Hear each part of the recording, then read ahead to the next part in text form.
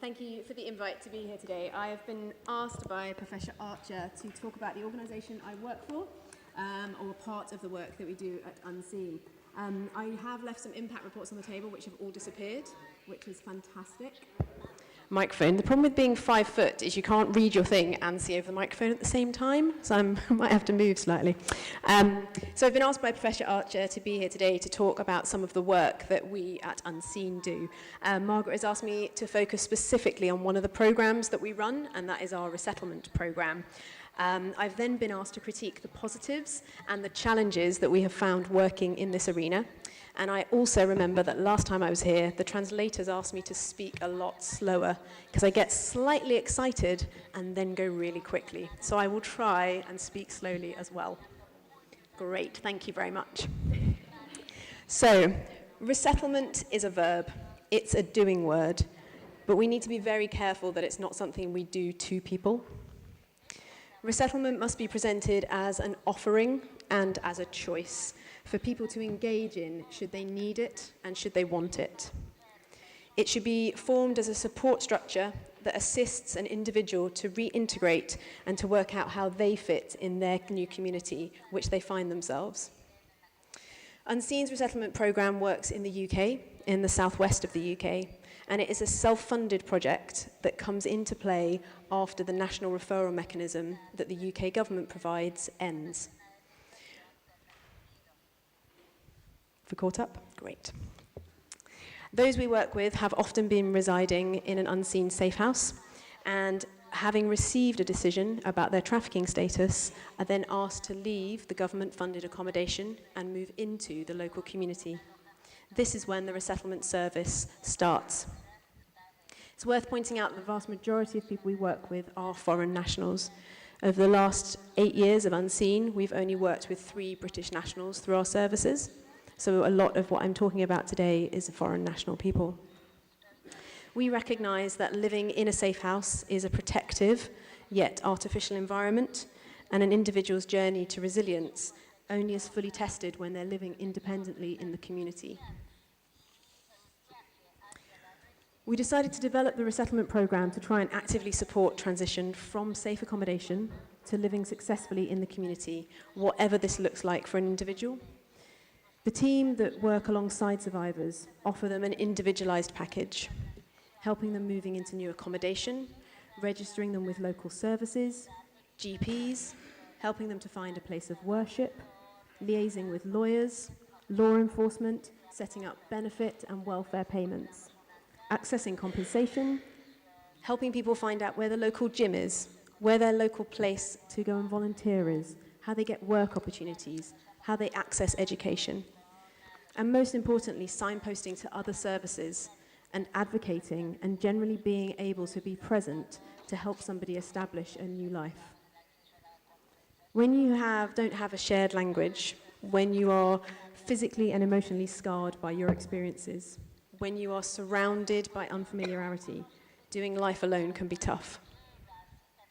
The Resettlement Aim service aims to provide survivors with a reliable and resourceful partner in the form of a support worker to support and guide people through all of these firsts.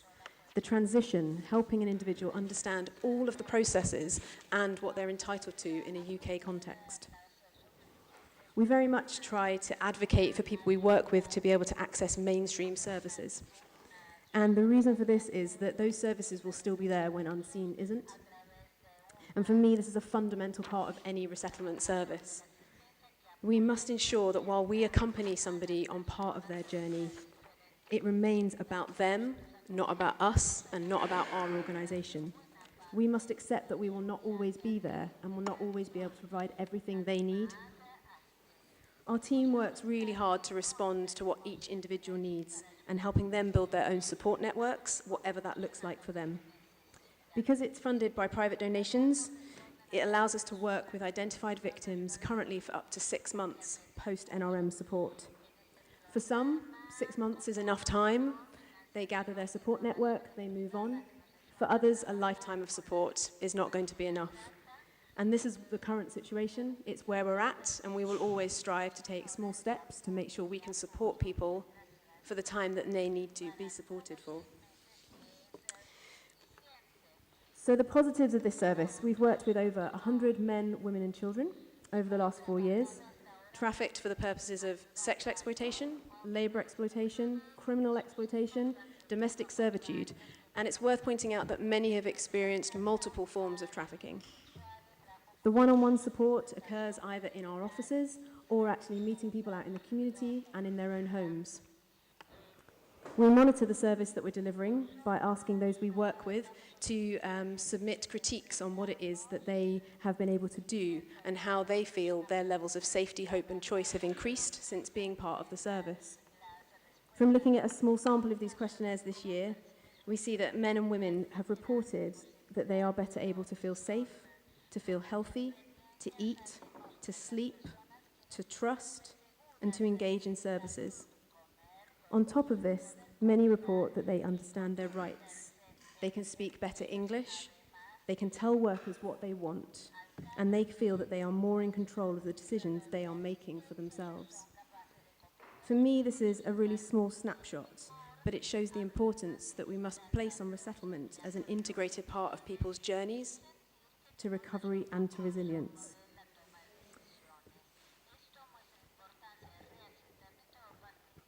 Another positive is this year we've started a traineeship program, and this is to enable people to be able to go and study alongside training to be a support worker. And our hope is that in the future, survivors that we have worked with will be able to enter and be part of this program. We're also working with businesses. We've heard a lot today about other charities working with businesses, and we're working with them to provide volunteer opportunities and job opportunities. Again, we see this as a pivotal part to assist integration into society. We have to be able to offer viable and sustainable alternatives to individuals. In all we do, we're trying to hear the voice of those we work with and then offer opportunities so that they can gain the necessary tools that they want to progress with their lives. It is an ever-changing dynamic. It requires a lot of partnership working with health services, with education services, with businesses, with legal services, and with various law enforcement. And just when you think you've partnered with everybody, somebody arrives with a need that you haven't even considered, and you have to try and work out who on earth you'll be able to partner with to ensure that you meet that need. I think I'd like to move on to some challenges for us all. And I know I'm speaking probably to a room of people that are fully aware of this. But we are part of a largely apathetic and pretty hostile world. We are working with people who are migrants, who are broken within a broken support system. And at least in the UK, the structures we're able to offer people are fundamentally flawed. I would recommend as a starting point that we need to agree our end point and what we truly mean by the term resettlement and what we want to achieve by resettlement. Otherwise, the work that we and many others in the room do will just become a sticking plaster. I believe that one of the main challenges, as highlighted by Professor Archer earlier, is that we need to reach a common consensus as to what we think someone should be entitled to.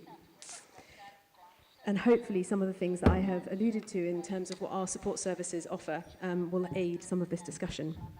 I think defining our end goal is critical if we are going to enable civil society to play their part, but also then hold government and other agencies to account. So some challenges in the UK context, things that we at Unseen have faced.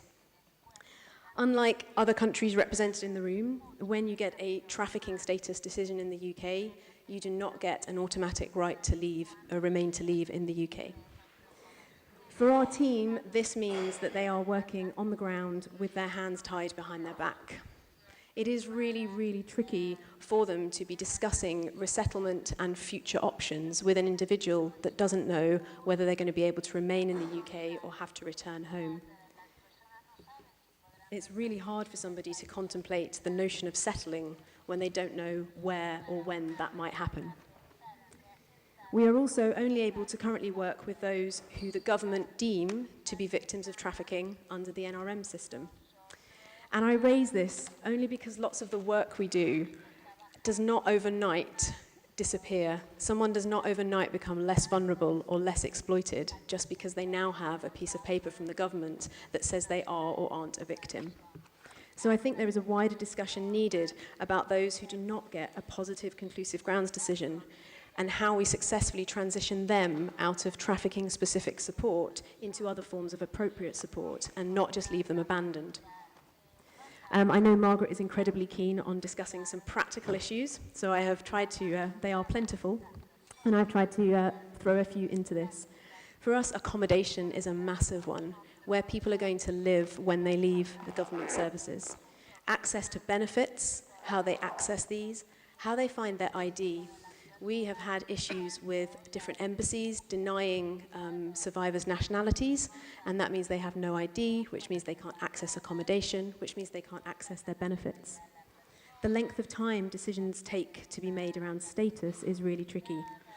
Without status, you then can't access your benefits, you can't access accommodation. And even if all those things are lined up, you currently in the UK can't really open a bank account. So therefore, even if you have your benefits, there is nowhere to pay them into. I think one of the really simple things we found was when we first started, we expected people to come to us. We opened a resettlement centre and expected people to make the journey to us. If they wanted the service, they could come and see us. We very quickly realised that actually, when you are given £4 a day and your bus fare to come and see us costs £4, people are not able to make those decisions or able to come and see you. And again, that kind of notion of we have to go to where people are. So I think that was one of the things that we learnt very quickly. The recent increase we've seen is an increase in children and an increase in survivors coming to our service with children and mothers saying, I don't want your help until you help my child. And again, this is a new dynamic for us, and we are considering whether or not we need to provide childcare facilities and creche facilities to enable us to work successfully with the mothers. I think for me, another challenge is related to our understanding of the victim and the assumption that we make that people will always be able to know what they want and, more importantly, be able to articulate what they want. I think this is not always the case. It's a learnt skill, and I think it's something that I certainly take for granted. And I think we have to work really hard to assist people to understand what it is they need, what it is they want, and then to be able to kind of offer that support and help them articulate it. These things are hard for our teams to navigate, but they do incredibly well within the situation they face. We've discussed many times over the duration of this meeting the lines that are drawn between the state's responsibility and civil society's role.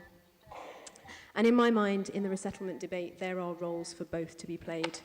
I think the government in the UK need to work out how to give civil society the best environment and the best platform possible, taking into account, of course, the current restraints, but they need to give us the platform so that we can provide the best support on the ground.